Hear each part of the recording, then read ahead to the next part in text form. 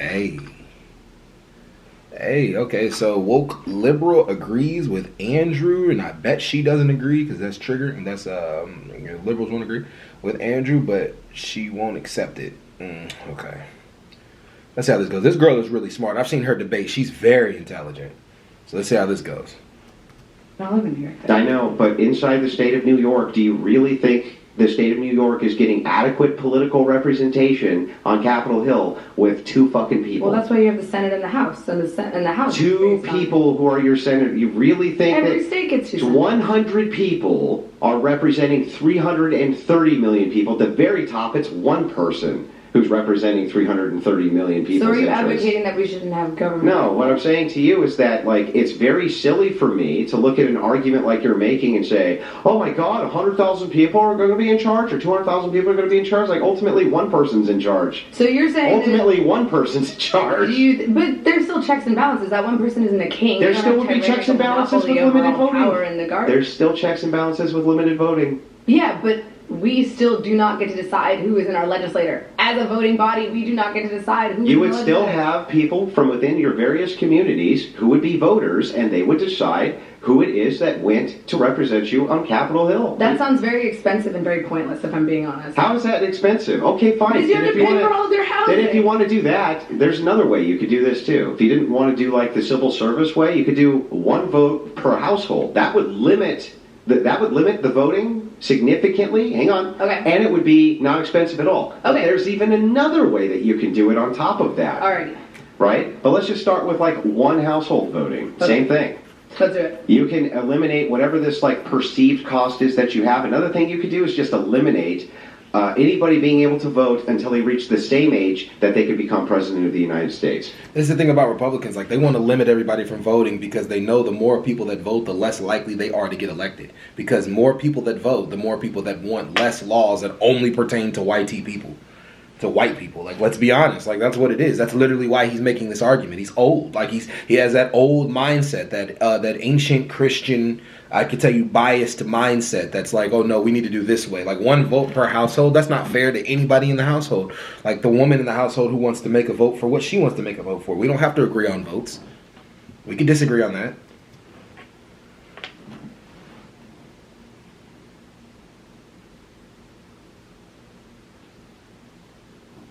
What you want to do is save hundreds with Liberty Mutual Customer. Understand. Boom, let's go. Is that not 35? Mm-hmm. So you think that everyone under 35 should lose the right to vote? Why shouldn't everyone under 35 be able to... That was the most boomer shit I've ever heard. Yeah, it is. Under 35 be able to be the president of the United States? I like her. Well, because they don't have the... But they're still... Why? Answer the question. Because they do not yet have the experience in politics to run an entire country. So, but just because you can't run... Okay. He think he made a point. You can't run an entire country doesn't mean that you should still not have the right to have one singular vote. Facts. It's one vote. What are you talking about? Yes, you can't be the president, but you are still susceptible to the laws. You can have a kid at 35. You can have a house at 35. So, what does that have to do with anything? But you can't be president. Below can't be 35, president, yeah. Legislatively, below 35, from 18 to 34, all of these people are impacted at the same level. No, they're not all impacted at the same level. In fact, I would say... Oh, God, he just argues with everything. I would say like people between the ages of 18 and like 25 are mostly living at home, right? And their parents are the ones who are mostly impacted by legislation, not them. And their parents should actually probably have more say than them. Their parents actually have more autonomy than they do because they're dependents on them, right? Completely dependent upon them. It's like, if I look at the trends, it seems to me like if you eliminated from 18 to 25 or from 25 to 35, if the founders didn't think you should be president of the United States till you were 35, I don't think they wanted you to vote either.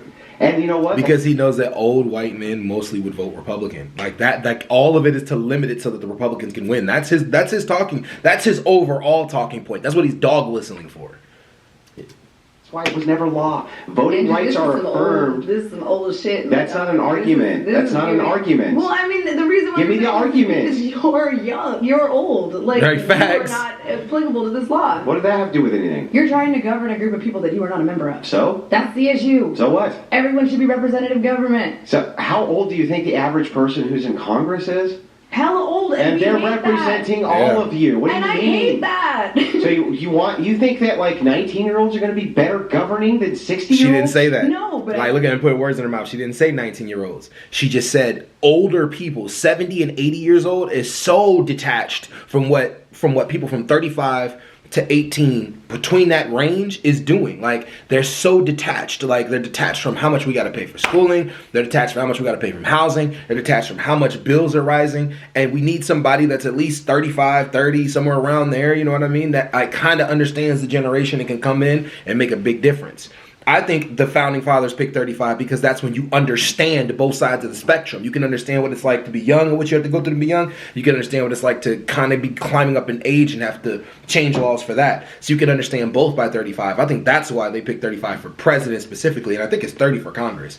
But let's go. I don't think an 80-year-old would be a representative government. Yeah, no, exactly. 80-year-olds are dying in their depends. They're not governing. What do you mean? Yes, they are. No, Sleepy Joe.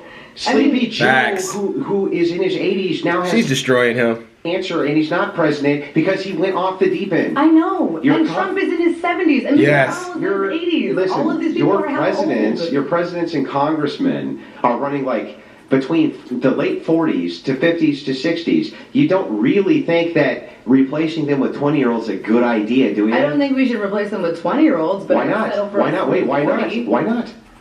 Well, they'd have to be elected first. Yeah, I know, but even if they were, don't you think that would still probably not be the worst idea, or that would be a good idea? If they were elected through a democratic representative democracy. Don't you think they would do a worse job, though, than No, 40, I don't. 50, 60-year-olds? Exactly. They were elected through a democratic process. I don't think so. I don't think so. We don't know who it is. You can't just say universally, I think a 20-year-old would be worse if they were elected democratically. Facts. Well, why do you think our founders thought that 35 years old was the minimum? I think the founders thought 35 should be the minimum because you need experience in government to be the head of the government. No experience in government is even required to become the president of the United States. 0. Sure. So why this age of 35? Well, because of what she just lived said. in this country for long enough to understand it on a basic level. Because they also thought you just didn't have the requisite experience probably in life to govern at all. That's fair. To govern the entire country, I would say that. To govern anybody? No. Yeah. Really? Yeah. Really? I think so. Well, why is it that they didn't let people vote? Why do you think they didn't want people to vote? I mean, dude, they were kind of fucked up. I mean, do you really want to base all of your beliefs on... Yeah, they were millionaire white slave owners. Like... They didn't want everybody to vote for that reason. They wanted their power to stay intact. Sometimes leaning on what the founding fathers wanted is actually kind of good and kooky at the same time. You kind of got to read between the lines, almost in a way. Founding fathers, they owned slaves. So? The whole world owned slaves. Just because a lot of people do something doesn't mean it's right. Yeah, we were some of the first to take people out of slavery, especially the West. Pretty sure that was England. France did it second. The West, then?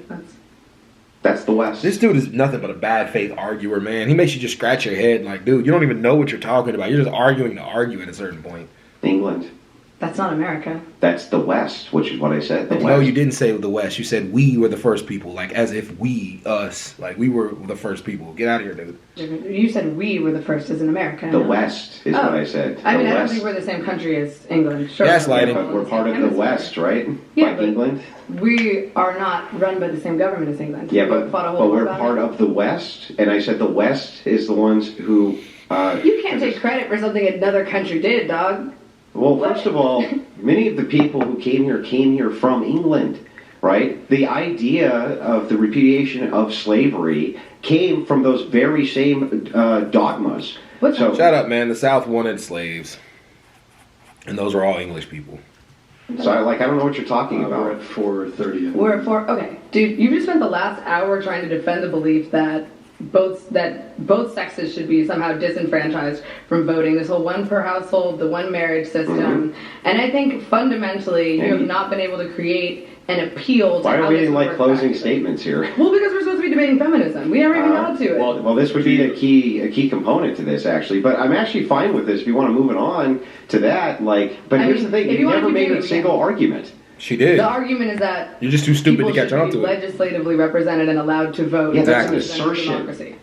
That's just an assertion, not an argument. That's just like I think so. The argument is if people are impacted by the laws that legislators create, then they should have a say in who those legislators are. Yeah, exactly. Whether it's a small say, but that's a performative contradiction because you said that people who are affected by laws who A, don't live here, or B, are younger than a certain threshold should be disenfranchised. It's not a performative contradiction, it's the point of democracy. No, it's that we should be represented by a representative I need you to understand this logic. Andrew, yes, there are flaws in the whole concept of how democracy works, but we have a system in democracy that is set up so somebody that is 18, well, no, I think 18 is when it, hold on, bear with me here.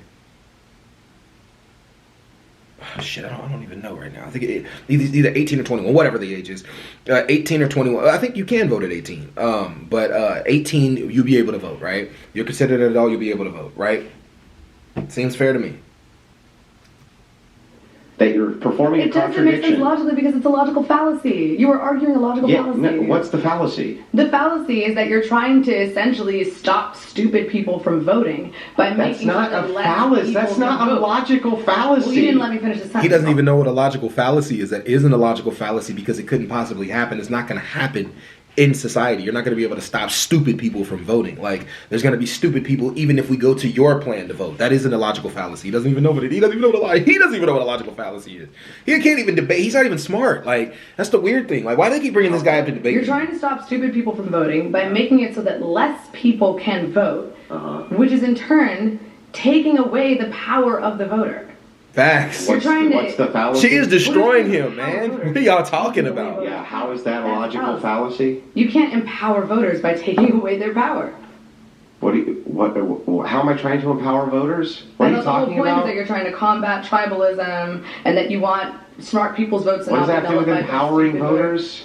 If you that's why you're against NGOs, lobbyists, bribes. You want to empower the people. I don't know what you're talking about. So you just don't want the country. I don't even know what you're talking about. What I'm saying to you is that if you want to eliminate tribalism, you don't want to have nothing but an unlimited amount of people voting. She's destroying him. NGOs can mark to the stupid people. I know some of you are too stupid to realize it, but she's destroying him. And bend them to their will, and now have that entire bracket for whatever it is their political agendas are. So again, why not just get rid of NGOs? Exactly. Oh my God, NGOs are a problem. Would you Let's like make sure less people can vote. Gee, I never thought of that. Why don't we get rid of NGOs, the people who are utilizing tribalism so that they exist? Boy, I wish I had thought of that. You're utilizing tribalism? No, they're utilizing tribalism so they exist. Okay, but you're a political pundit. You have the power to help people. Exactly. Why not promote? Exactly, because the argument of tribalism that he's been making throughout this entire debate, like that he keeps on saying, he benefits from as well. People who are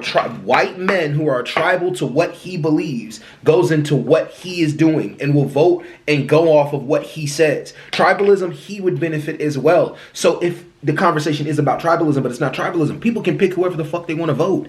Why does that matter if people are picking who they want to vote? Because if enough people can vote, then that limits the power of certain kinds of people, Republicans and conservatives. It does. It limits it. If more people can vote, they don't want the policies that Republicans put in place. That's why they're trying to limit it. If more people voted Republicans, I guarantee you the conversation of limited voting would never come up on that side of the aisle. I guarantee you. And he's a Republican. I don't give a fuck what none of y'all say. I don't care if he says he's independent, all that bullshit. He's a Republican. He leans more towards conservative views. He's a Republican. he leans more towards Republican stances.